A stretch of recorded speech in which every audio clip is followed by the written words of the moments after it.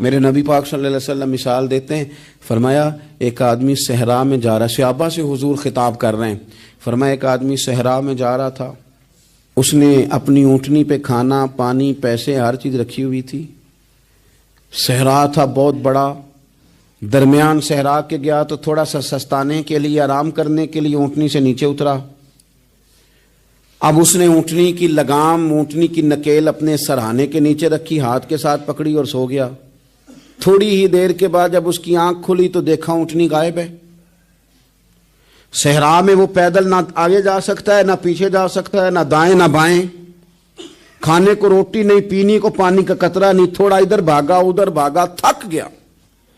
کریم محبوب فرماتے ہیں وہ پوری طرح نڈھال ہو گیا اور مایوس ہو گیا، معاذ اللہ، مایوس ہو کے دوبارہ اسی جگہ آ کے لیٹ گیا جہاں پہلے لیٹا تھا، انتظار کرنے لگا کہ اب موت ہی آئے گی، آخری وقت ہے، اب نہ میں پیدل یہ صحرا کراس کر سکتا ہوں، نہ پیچھے جا سکتا ہوں، نہ کھانا ہے نہ پانی ہے، سوائے موت کے کوئی سہارا نہیں۔ حضور فرماتے ہیں وہ رستے میں دوبارہ لیٹ گیا، اچانک اس نے رخ بدلا تو اونٹنی سامنے کھڑی تھی۔ حضور نے صحابہ سے پوچھا بتاؤ نا اسے بھلا کتنی کو خوشی ہوگی؟ یا رسول اللہ جی سے نئی زندگی مل گئی ہے۔ آپ دیکھیں نا سارے ڈاکٹروں نے کہہ دیا کہ اس کے تو گردے معدہ جگر ہر چیز ختم ہے، گھر لے جاؤ خدمت کرو، ہر طرف پریشانی ہے۔ وہ بندہ بھی سمجھ گیا ہے کہ آخری وقت آ گیا، کل جاؤں پرسوں جاؤں، تیاری ہو گئی، سب لوگ آ گئے، باہر والے بھی آ گئے، یہ ماحول ایک عجیب رنگ اختیار کر گیا۔ اچانک ایک ڈاکٹر نے آ کے کہا نہیں نہیں غلطی لگ گئی تھی۔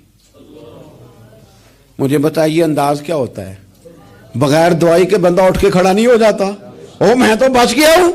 نبی پاک صلی اللہ علیہ وسلم فرمانے لگے اس کی اونٹنی مل گئی، بتاؤ بھلا اسے کتنی خوشی ہوگی؟ یا رسول اللہ وہ تو دوبارہ دنیا میں آ گیا۔ حضور فرمانے لگے اسے کچھ بھی خوشی نہیں ہوئی۔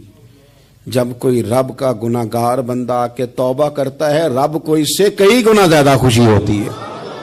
میرا بندہ آ گیا ہے، میرا بندہ آ گیا ہے، میرے گھر آ گیا۔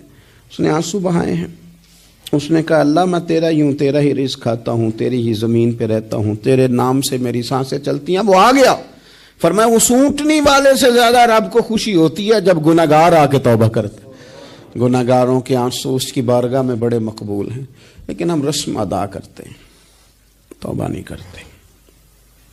ہم اپنے آپ کے ساتھ دھوکہ کرتے ہیں، جھوٹ بولتے ہیں۔ ہم بندہ کوئی ناراض ہو جائے تو ہمیں کو نہیں نیند آتی، اس کے گھر چلے جاتے ہیں۔ ہم اپنے سارے رشتوں کو تعلقات کو مینٹین کر کے رکھنے کے عادی ہیں۔ ہمیں پتہ ہے کہ وہاں میں نہیں جا سکا تو بیٹا بھیجتا ہوں، ہر تعلق کا ہم نے خیال رکھا کوئی روٹھ نہ جائے۔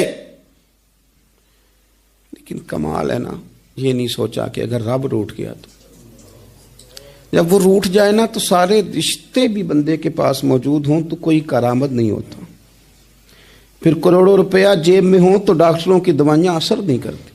وہ روٹھ جائے تو پھر انسان اس طرح سے پھسلتا ہے کہ بڑے بڑے اس کے پاس دروازے ہوتے ہیں پر کسی جگہ اس کا ہاتھ نہیں لگتا۔ خدا را خیال کریں، دنیا روٹتی ہے تو روٹھ جائے، رب رسول ناراض نہ ہونے پائیں، اس کا خیال کریں۔